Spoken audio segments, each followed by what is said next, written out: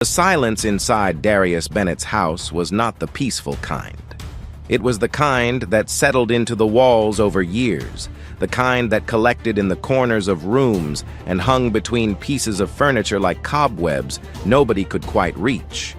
It was the silence of a man who had learned slowly and painfully that sound could be a form of grief, that a house too full of noise reminded him of everything it used to hold. So Darius let the quiet stay. He kept his radio low, kept his footsteps soft, kept his words to the necessary minimum. He was 38 years old, and he had been living carefully for 4 years now, as if volume itself might break something fragile inside him that had never quite healed.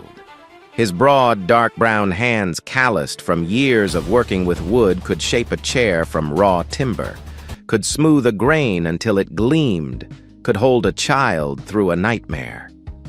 Above his workbench hung a small framed photograph, a young woman with warm brown skin and a smile that took up the whole frame, her hair pulled back the way she wore it on Sunday mornings. Janelle, before any of the illness, before any of the gone. But his hands had not been able to hold on to her, not when she needed it most. And that was the wound at the center of everything. He worked from home in the wide workshop he had built off the back of the house the year before Janelle got sick. He was a furniture craftsman, the kind that took commissions from people who still cared about things made slowly and by hand. He shaped dining tables and bookshelves and rocking chairs from cherry wood and walnut and white oak, and the rhythm of sanding and fitting and joining gave his days a structure that nothing else quite could. He was good at the work, genuinely good. And on some mornings, the satisfaction of it was enough to get him through until evening. On the radio in the workshop, an old gospel station played softly, the same one his mother had kept on in the kitchen of his childhood, and sometimes he caught himself humming along to a hymn his hands remembered before his mind did. He would take breaks to fix Elijah lunch grilled cheese apple slices, the same thing Janelle used to make, and they would eat together at the kitchen table in a companionable quiet that was different from the house's usual silence. Warmer somehow. Elijah was 8 years old and had his mother's eyes gray-brown and watchful, and the same warm complexion as both his parents. He had inherited her patience too, a steadiness that seemed too old for a child his age. In the mornings, Darius would sit his son between his knees on the living room floor and work cocoa butter through his hair, the small ritual of it. The smell of it. The way Elijah closed his eyes when Darius's fingers moved gently across his scalp. It was one of the only times of day his son let himself be small. Elijah did not demand that his father be cheerful. He seemed to understand in the deep, wordless way that children sometimes do that his father was carrying something heavy, and he did not ask him to put it down. The house itself sat at the end of a short, dead-end street in a small Pennsylvania town where the winters were long and the summers merciful. There were 4 other houses on the block, all of them belonging to people Darius knew by name, but not by story. He waved when he picked up the mail. He helped the elderly man across the street move a fallen branch after a storm. He was not unfriendly. He was simply closed like a book that had been left out in the rain and then dried shut. And here is the thing about grief that nobody warns you about. It does not always look like sadness. Sometimes it looks like a man who answers his phone politely, who pays his bills on time, who packs his son's lunch every morning with the crusts cut off. Sometimes it looks like a life that runs perfectly on the outside while the inside has gone very, very still. Grief, when it has lived in a body long enough, learns to wear the costume of ordinary life, and the man inside it forgets what he is hiding. It had taken Darius a long time to accept that this was just how things were now, and he had made a kind of peace with it. And then on a Wednesday in early October, a moving truck had pulled up to the house next door, the little beige one with the peeling shutters that had sat empty all summer. And a woman had stepped out into the afternoon light with a small girl on her hip and boxes stacked so high in the truck that it seemed impossible they all belonged to just 2 people. Her name was Hannah Mitchell. Darius learned this from the name written on the side of one of the boxes, not from any introduction, because he was watching from his workshop window, and told himself he was simply noting a new neighbor, not studying one.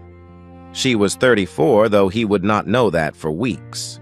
She had dark hair pulled back in a knot that had mostly given up trying to hold itself together, and she moved through the work of unloading with a focused efficiency that told him she was accustomed to doing things alone.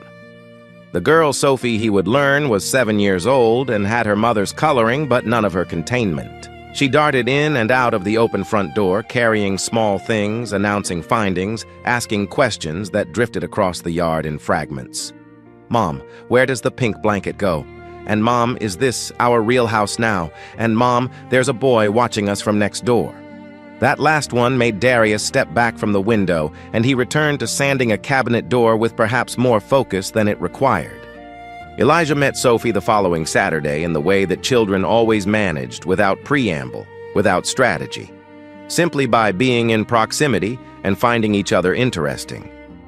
She had come to retrieve a ball that had rolled under Darius's fence, and Elijah had been sitting in the yard reading, and within 20 minutes they were deep in conversation about something involving dragons and whether or not a treehouse counted as a castle. Darius watched them from the porch and felt something move in his chest. Not quite pain, not quite happiness, but the strange, warm ache that lives between the two. He went inside before he could examine it too closely. He nodded when Hannah came to collect her daughter. Said it was no trouble. Said Elijah could use the company and close the door before she could say much more than thank you. He told himself it was enough that the children would have each other and the adults would keep a polite distance and everything would stay manageable. He told himself that twice, which should have been a warning that he did not quite believe it. The nights were getting colder. The leaves on the oak tree in the backyard had gone fully red. And in the evenings when the wind moved through them, they made a sound like rushing water. On those evenings, standing at the kitchen window after Elijah had gone to bed, Darius sometimes thought he could hear Sophie's laughter still hanging in the air of the yard, small and bright and alive in a way that made his throat tighten. He would make himself a cup of tea he rarely finished, and then go to bed and stare at the ceiling for a long time before sleep came. It was on a Tuesday, cold raining, the kind of rain that arrived sideways, that everything changed. Darius had just finished reading to Elijah and turned off the lamp when he heard it. 3 small knocks at the front door. Hesitant and close together, the kind of knock that belongs to someone who is not sure they should be knocking at all. He went downstairs, glanced at the clock 9:47 and opened the door. Sophie Mitchell stood on his porch in a thin set of pajamas printed with yellow stars. She was barefoot. Her hair was tangled and her cheeks were streaked with tears that had not finished drying. And she was shaking not just from the cold, though the cold was sharp enough. She was shaking the way small creatures shake when something has frightened them beyond what they know how to hold. She looked up at him with her mother's eyes wide and dark and absolutely certain that she had come to the right place. She reached out and wrapped both her small hands around 2 of his fingers, and she said in a voice so thin he had to lean down to catch it, "I need a father by Friday. If I don't have one, they're going to take me away from my mom forever." Darius stared at her. The rain came down.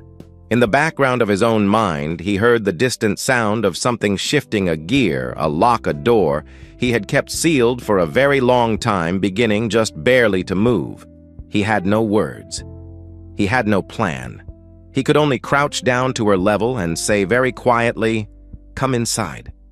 He had just draped a blanket over her shoulders and was putting the kettle on when Hannah appeared at the door, breathless and pale, her coat thrown on over her night clothes.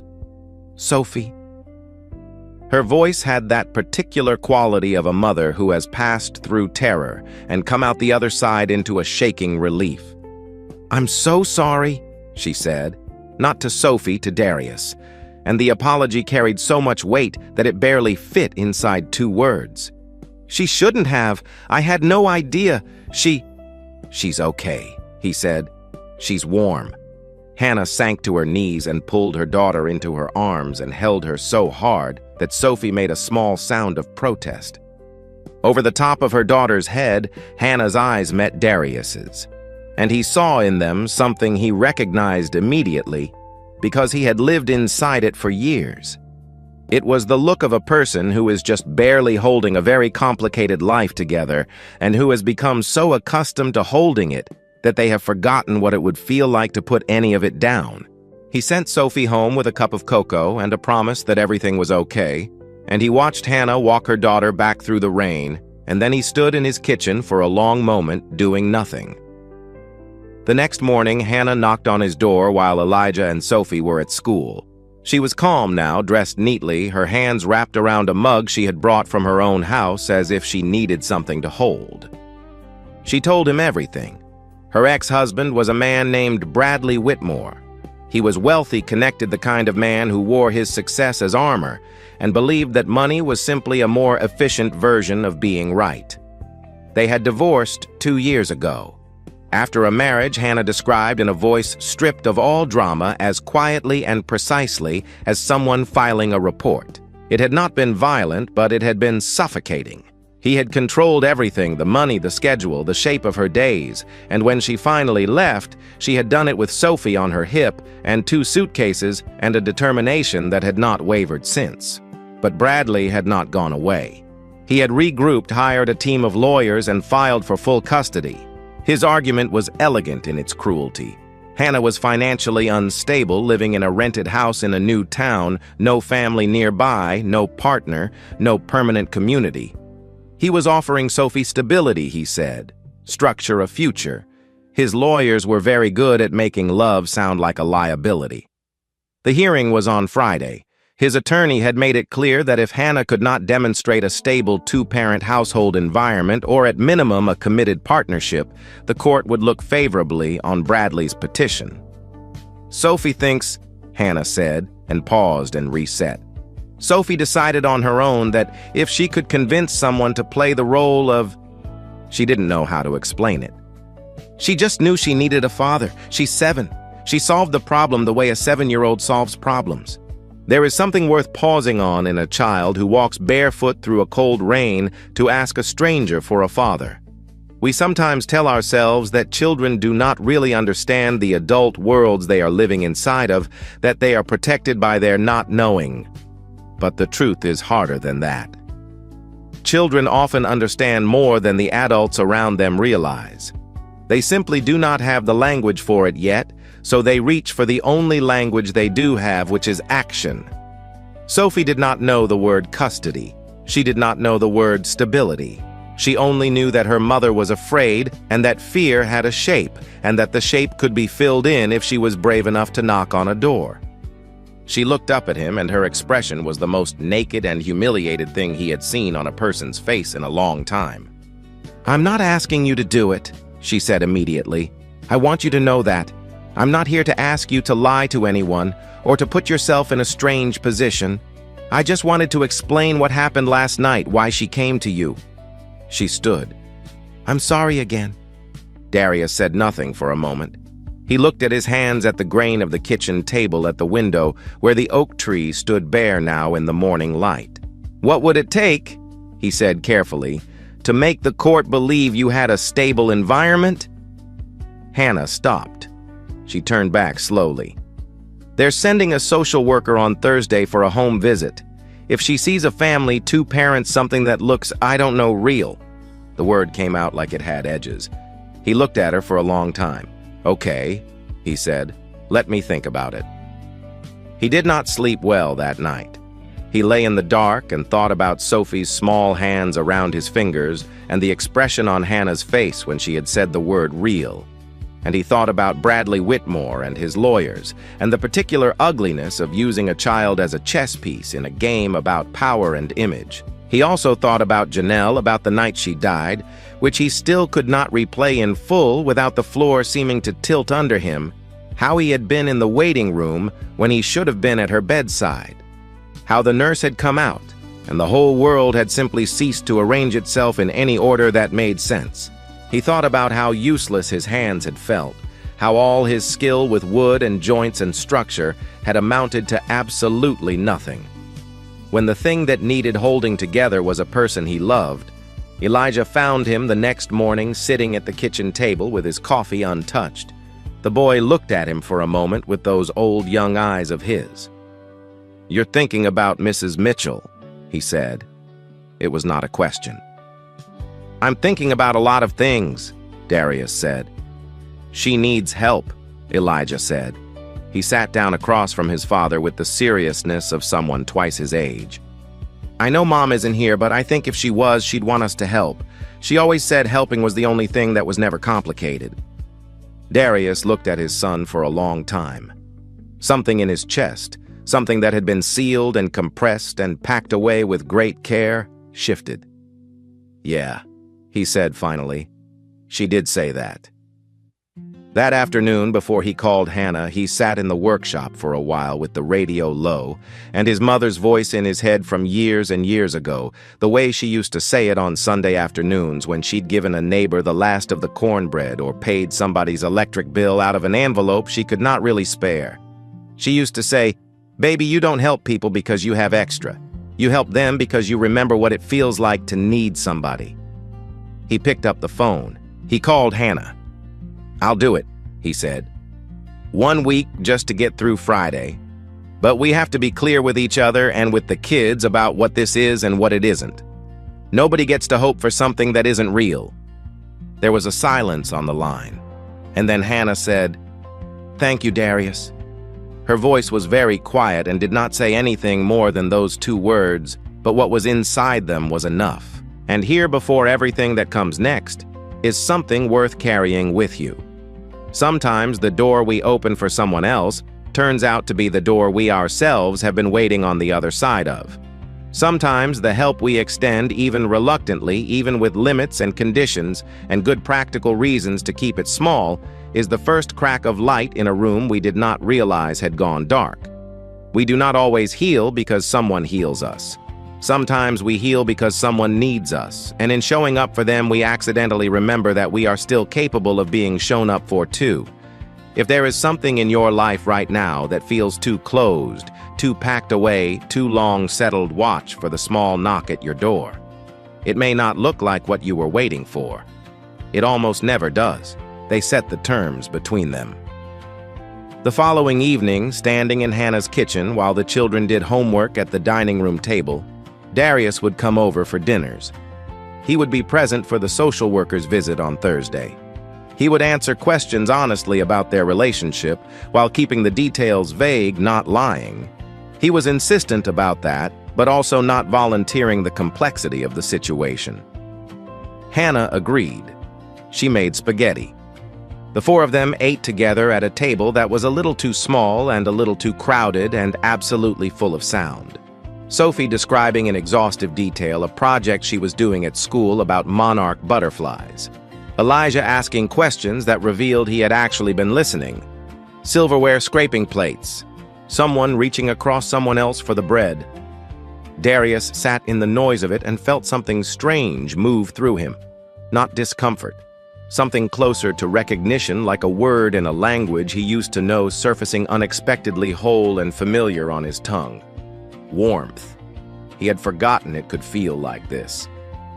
After dinner, he fixed the kitchen faucet that had been dripping because Hannah mentioned it and because his hands needed something to do. And Sophie sat on the counter beside him and handed him tools with great solemnity, and he talked her through what each one was for, and she listened with the intensity of someone learning something important. When he left that evening, walking back across the dark yard between their houses, he paused for a moment in the cold air and let himself feel the full weight of what was happening. He was in it now.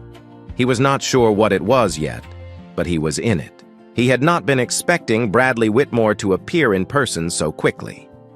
It was the following afternoon, a Saturday, and Darius was in Hannah's backyard, helping Elijah and Sophie clear the old leaves from the garden beds, when a silver car pulled up in front of the house and a man got out with the particular unhurriedness of someone who believed the world arranged itself around his schedule. Bradley Whitmore was 45 tall, with the kind of groomed and deliberate appearance that spoke of regular maintenance haircut suit shoes, with a shine on them that seemed almost aggressive for a suburban street. He came through the side gate without knocking. He looked at the yard, at the children, at Darius, with a slow assessment that ranked all of it and found it lacking. The look he gave Darius lingered a beat longer than the others, and carried inside it something familiar, something Darius had spent his life learning to recognize without ever being able to name it out loud in mixed company. He let it pass over him the way he had learned to let many things pass. He had a rake in his hand and a child near his elbow, and neither of those things needed to be put down for a man like Bradley. Hannah. Bradley said her name the way certain men say the names of things they used to own.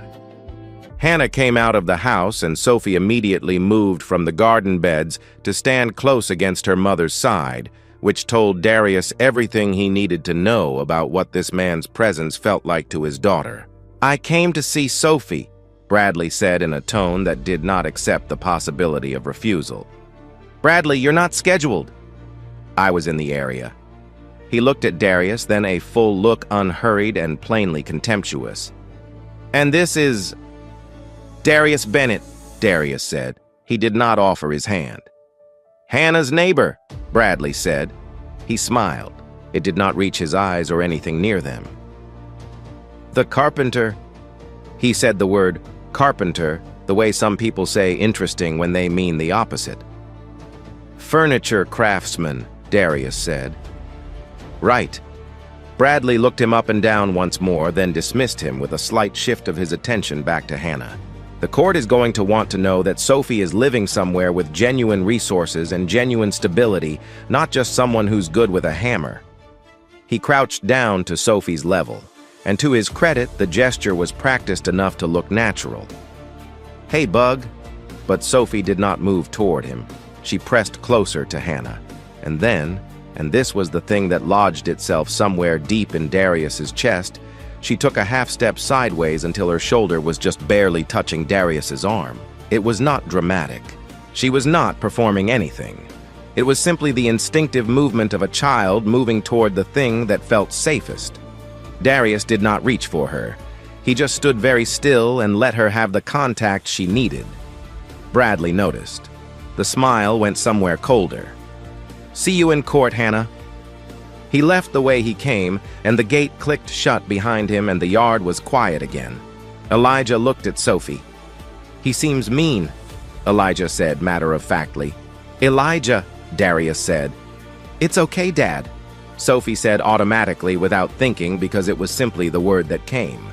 And then she looked up at Darius with wide eyes, startled at herself. And Darius looked down at her and did not correct her.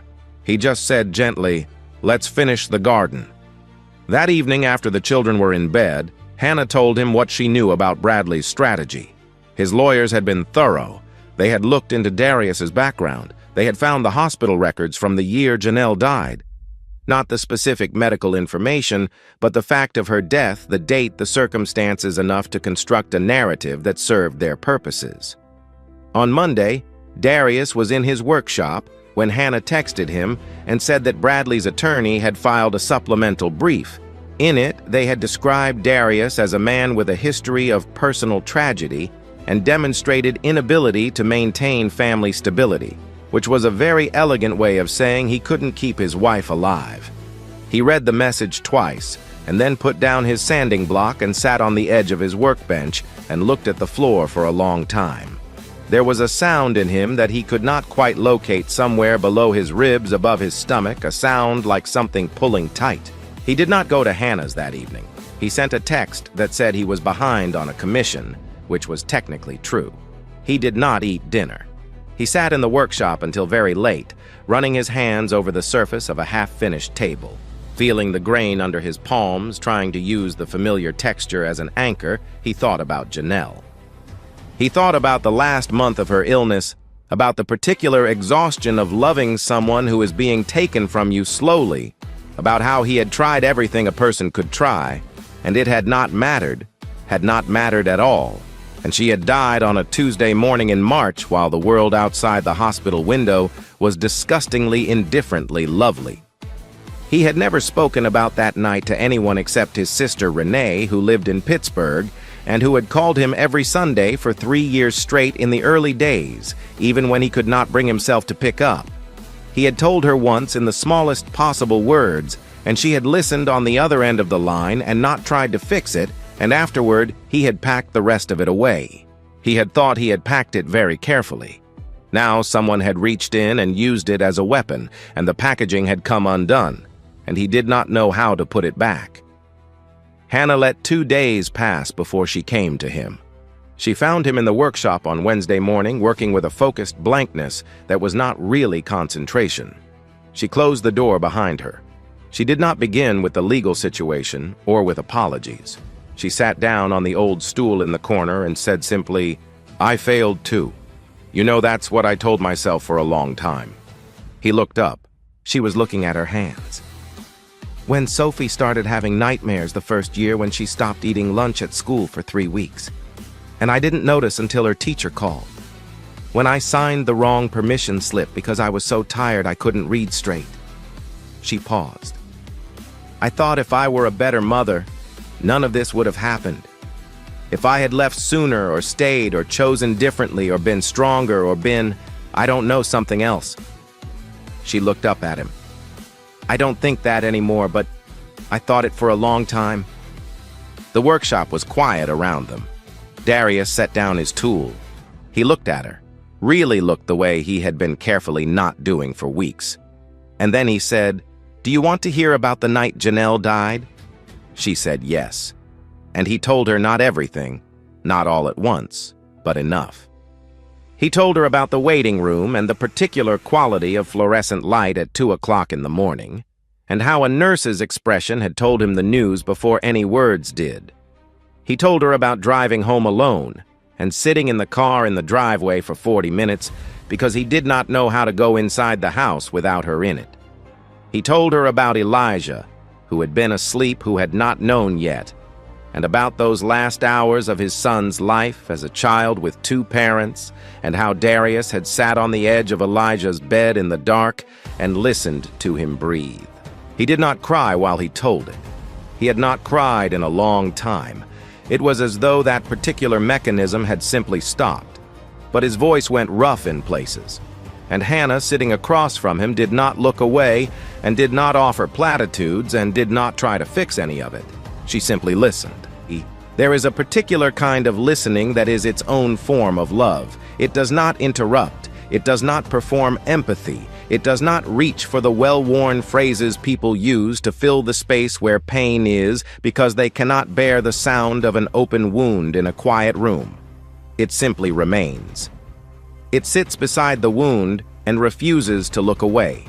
And what most of us do not realize until someone listens to us this way is how much of our suffering is not the suffering itself, but the loneliness of carrying it. The wound was always there. The healing begins when someone agrees to see it and stays. And when he finished, she crossed the small space between them and took his hand in both of hers. And they sat like that in the workshop among the sawdust and the smell of wood and the cold October light through the window. And neither of them said anything for a while, and it was enough.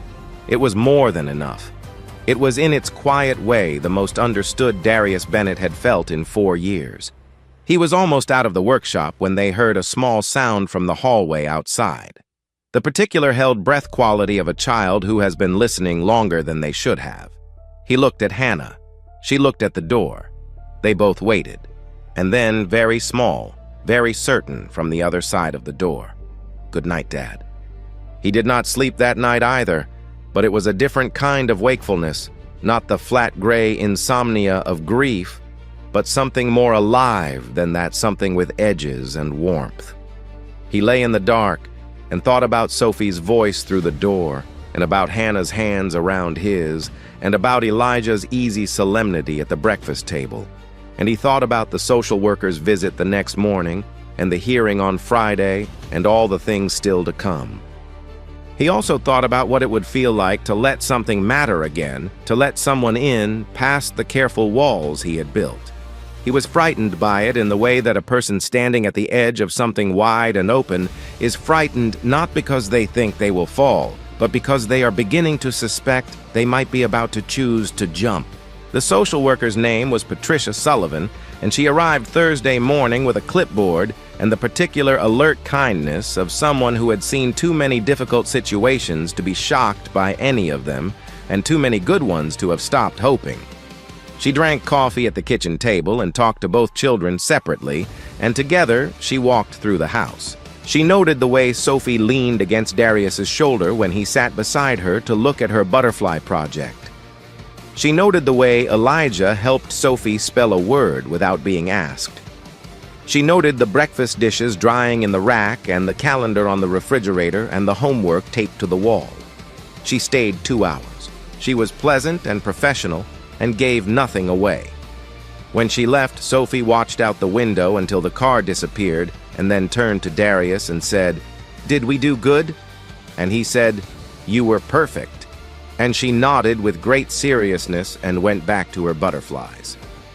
Hannah walked him to the door when he was leaving that evening. She did not say thank you. They had moved past the point where thank you fit. She just looked at him for a moment. And then she said very quietly, "Whatever happens tomorrow, whatever the court decides, I need you to know that you changed something for both of us just by being here." He nodded. He could not find the right words, so he did not try. He went home and made Elijah dinner and helped him with math homework and read to him for a long time after lights out, longer than usual, holding on to the particular softness of the moment. Then he sat in the workshop in the dark for a while, just being in it before going to bed. The courtroom was smaller than Darius had expected and cleaner, and the light inside it was very even and institutional without shadows.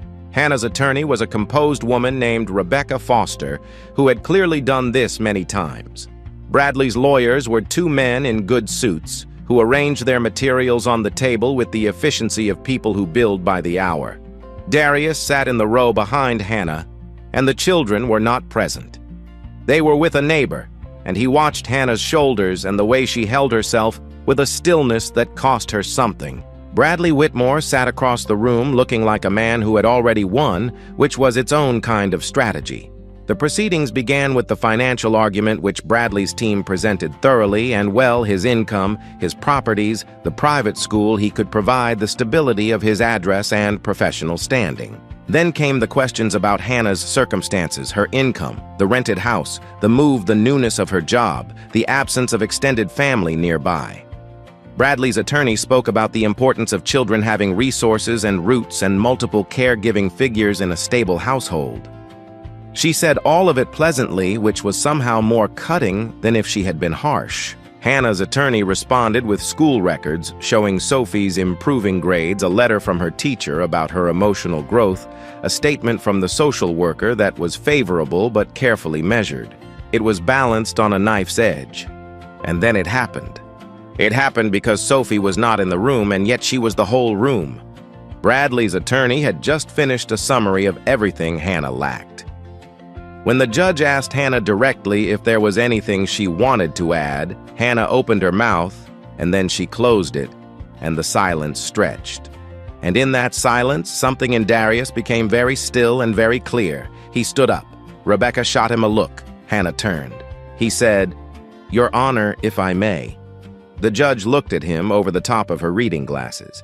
"And you are Darius Bennett. I'm part of Sophie's life. I've been part of it." He paused. He was not a man who gave speeches. He was a man who worked with his hands and said what he meant in as few words as possible. And he brought both of those things to what he said next. "I know this situation looks unusual from the outside. I know it started in an unusual way. But I can tell you that I have had dinner with that little girl enough times to know how she takes her cocoa extra marshmallows, none of them pink. And I know that she cries at nature documentaries when animals lose their mothers. And I know she tells knock-knock jokes to herself when she thinks no one is listening because they make her feel better. I know that she calls me..." His voice went rough. He stopped. He reset. "I know that she called me something the other night that I don't have the right to claim officially, but I know how it felt, and I know what I'd do to keep her feeling that safe." The room was quiet, completely quiet. Bradley Whitmore was looking at the table. Hannah had turned fully in her chair and was looking at Darius with an expression he would think about for years. He sat back down. His heart was very loud inside him. The judge did not issue a ruling that day. She said she needed until Friday morning to review everything. It was the cliffhanger no one had wanted, and everyone had somehow expected. Darius drove Hannah and himself home in a silence that was not uncomfortable, just full. Full of the weight of everything said and unsaid, everything resolved and unresolved. They sat in the car in front of her house for a while without getting out. "You didn't have to do that," she said. "I know," he said. "You meant it," she said. It was not a question. "I know," he said again. She looked at him for a moment longer, and then she got out of the car and he followed her inside because neither of them was willing to separate the evening yet, and they sat on the porch steps while the night settled around them. And eventually they talked about nothing important.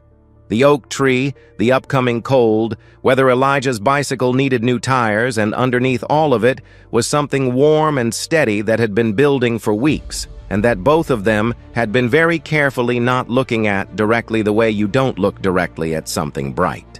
"I've been afraid," Hannah said. After a while, she was not looking at him.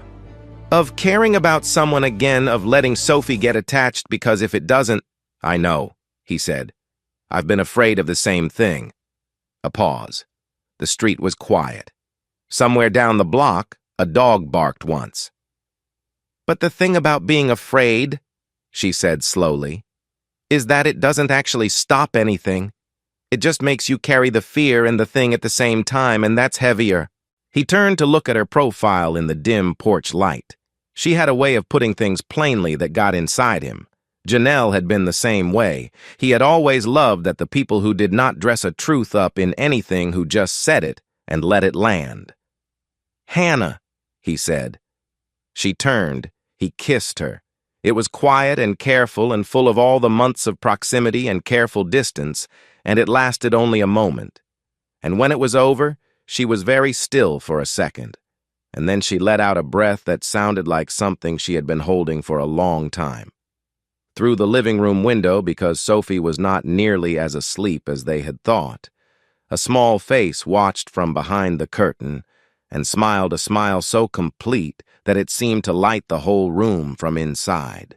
And here, before the morning comes and the verdict arrives and the rest of this story unfolds, is the thing worth holding on to. We spend so much of our lives trying to protect ourselves from being hurt that we forget we are also protecting ourselves from being known. The walls work in both directions. The same door we close to keep the cold out keeps the warmth in, and slowly, year by year, the room behind the door grows smaller until we mistake the smallness for safety. But the truth is that no one was ever truly safe alone. Safety is something we build with another person in the slow, terrifying, ordinary act of letting them see us. And if there is someone you have been keeping at a careful distance, someone whose presence makes you feel something you are not sure you can afford to feel, consider this: the fear of being seen and the longing to be seen are the same fear wearing two different faces. You do not have to choose courage all at once. You only have to choose it for the length of one quiet conversation on a porch step. The rest tends to follow. The morning of Friday came gray and cold, as if the sky were hedging its bets. Darius was already up when Elijah appeared in the kitchen doorway, still in his pajamas. He climbed onto a stool at the counter and accepted the glass of orange juice Darius put in front of him. They did not talk about the hearing.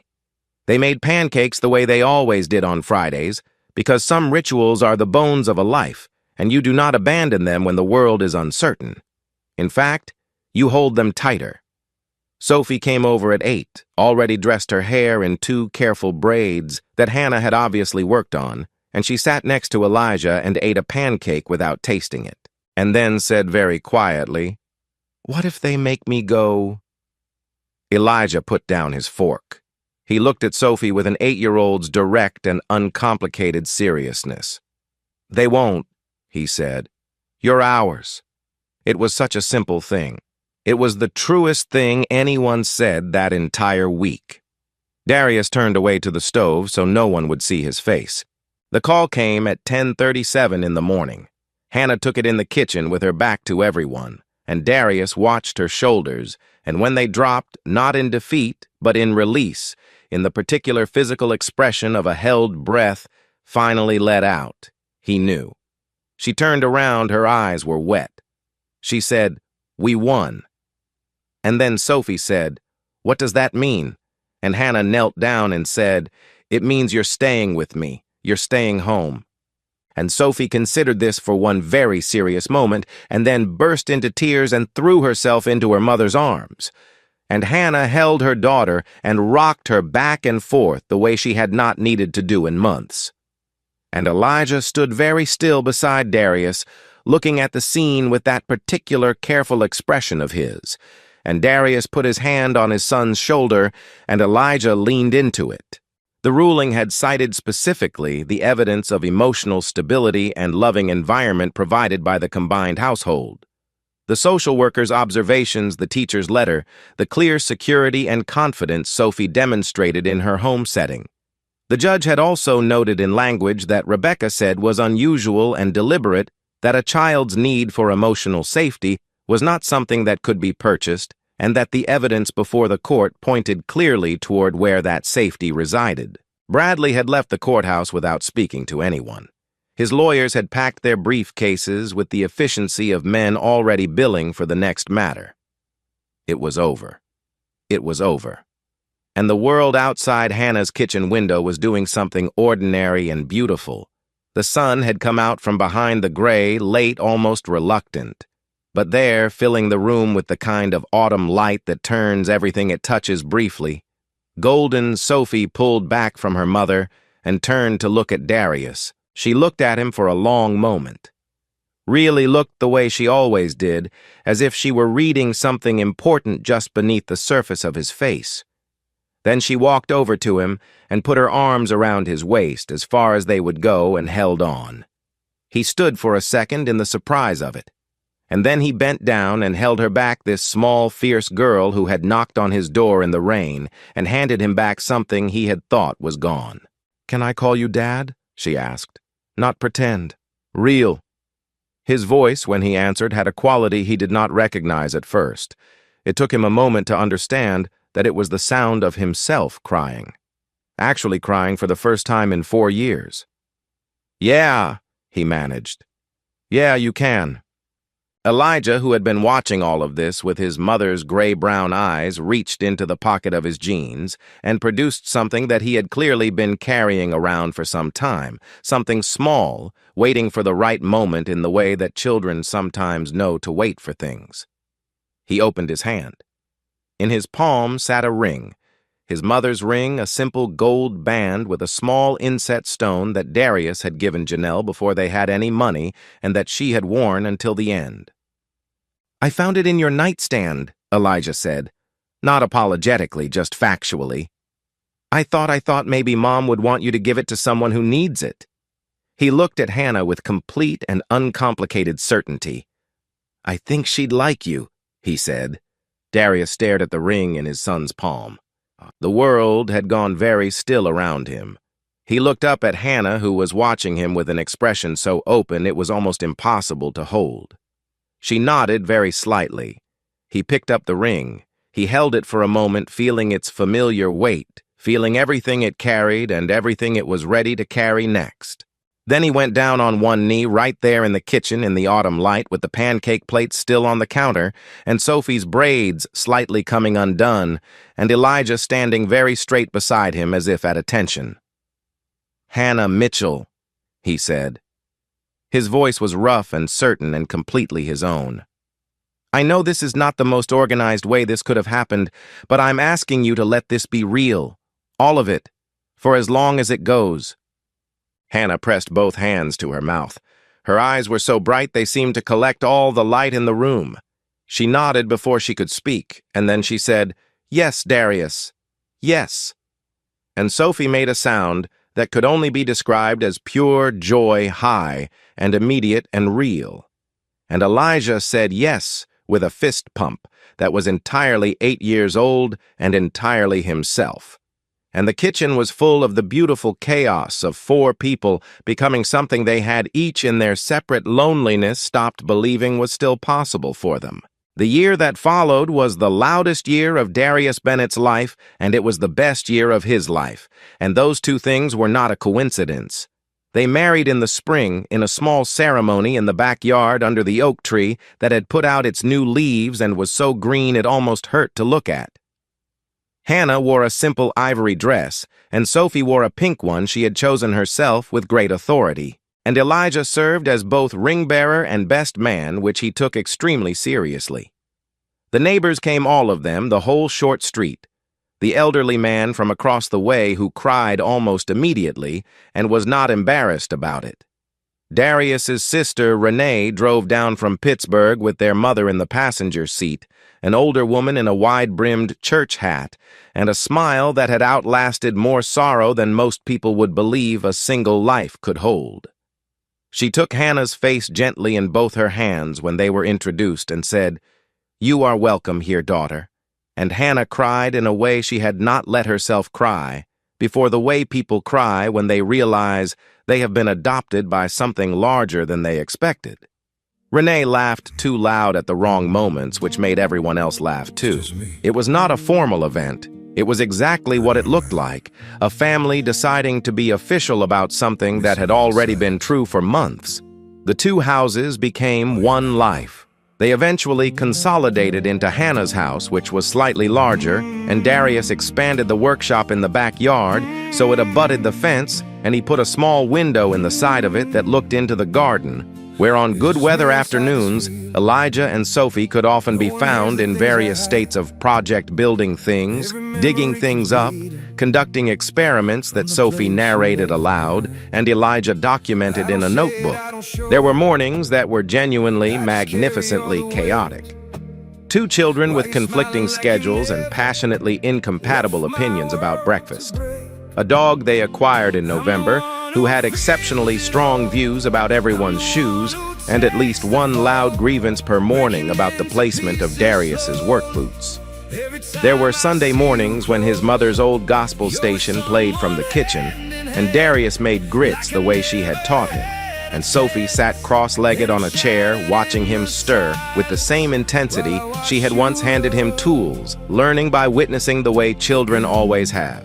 And evenings that were loud in the way that a house full of people who genuinely like each other is loud, which is a very particular and very good kind of noise. The kind that is actually the sound of safety vibrating at an audible frequency. Darius finished the swing set he had started repairing months before, and he hung it from the oak tree. And on Saturday mornings, sometimes all 4 of them were out there in various arrangements. Sophie on the swing, Elijah reading on the grass, Hannah with her coffee on the back steps, Darius fixing or building something nearby. And it looked so ordinary, so simply and completely ordinary, that it almost did not seem possible it had arrived from such an unusual direction. He made a sign for the front of the house. He had been working on it for weeks in the workshop, the longest he had spent on any single piece in years, and not because it was technically demanding, but because he kept stopping to look at it. A piece of white oak he had selected for its grain, straight and pale and honest, seasoned through the summer and into the fall. He shaped it by hand, lettered it by hand, ran the chisel along each stroke with the particular care he reserved for things meant to outlast the person who made them. It took 3 different starts before he was satisfied with the depth of the letters, the spacing between them. Hannah came to the workshop doorway one evening and asked him what he was making, and he turned it face down and said, "A project." And she laughed and said, "Okay," and brought him coffee and went away. And he turned it back over and kept working. It read in clean carved letters, "The Bennetts," and then below that smaller in a different and slightly looser script. He hung it on a Saturday morning in late autumn, the first anniversary of the Tuesday night a small girl had knocked on his door in the rain. The children stood in the yard and examined it with the seriousness of a public art installation. "It's very good," Sophie announced. "It should have a sun," Elijah said. "It doesn't need a sun," Sophie said. "It has a sun built in. You just can't see it." This distinction was argued for quite some time. Darius and Hannah stood side by side watching them and did not contribute to the debate. The afternoon light was slanted and golden the way it gets in that particular season in Pennsylvania, and it lay across the yard in long, warm bars crossing the grass and the children and the old oak tree and the new sign, and the two of them standing close together with their arms just touching. Darius looked at it all, at the chaotic, beautiful, specific reality of his life, and he felt something complete, not the absence of loss. Janelle was still gone, and he still missed her in the particular way that love that has been lived inside you does not leave even when it changes. But he understood now that there was room for both things, that grief and gratitude were not opposites, that a person could carry what was gone and still hold what was here, and that the holding was not a betrayal. It was, if anything, exactly what the lost would have wanted. He had known that intellectually for years. He understood it now in his body, in his chest, in the specific weight of the morning, and the specific sound of his children arguing about invisible suns. It was Sophie who settled it eventually. In the way that Sophie settled most things definitively, and without apparent self-doubt, she walked up to the sign, studied it one final time, and said, "It's perfect because we're a family and families don't need suns on signs. The sun is at home." She turned and ran back toward the house, calling something over her shoulder about needing a snack. Elijah looked at the sign for another beat, then conceded the point and followed her. Hannah laughed. Darius laughed. And then Sophie, already halfway up the porch steps, almost inside, about to be swallowed back into the ordinary noise of an ordinary Saturday afternoon, turned one more time, looked straight at Darius across the yard, and without any preamble, without setup or punctuation, said in her bright, absolute voice, "Love you, Dad." And then she was gone through the door, taking all that loudness with her. Leaving the yard to its light and its quiet, Darius stood for a moment longer. The oak tree moved in the wind just slightly the way it always did in the afternoons when the air came in from the west. The sign held steady. Everything that had been broken in him, not fixed, not erased, not pretended away, but carefully, stubbornly, lovingly rebuilt by four people who had not known they were building it together, held steady too. He breathed in the cold, clean air. He looked at Hannah beside him, at the specific way the autumn light moved across her face, at the way she was already smiling at something the children would do next, at the absolute and unhurried realness of her standing there in his life, in their shared, complicated, ordinary, extraordinary life. He thought for the first time in many years, not as a hope, not as a wish, but as a plain and settled fact, something that was not complicated by grief or fear, or the particular weight of what was lost. He thought, "I am home," and it was true. It was completely and simply and entirely, irreversibly, gratefully true. The yard held its light. The sign held its name. The door at the end of the porch opened, and the noise of his family spilled out into the afternoon, and Darius Bennett walked toward it. And if you are still here listening at the end of a long story about a quiet man and a small girl in yellow star pajamas and a sign hung on an autumn afternoon, perhaps it is because something in it found something in you. So let me leave you with this. Home is not a place you return to. It is a place you build, sometimes more than once in a single life, sometimes out of pieces that did not seem to belong together until the building began. The people who end up inside it are rarely the ones you expected. The shape it takes is rarely the shape you planned. But if you are willing, when the small knock comes at your door, to open it, even when you are tired, even when you are afraid, even when you are certain you have nothing left to offer, you may find that what is on the other side is not another burden, but the beginning of a life you had stopped letting yourself imagine. The wood remembers being a tree. The grief remembers being love. And the heart, however carefully it has been packed away, always remembers how to come home.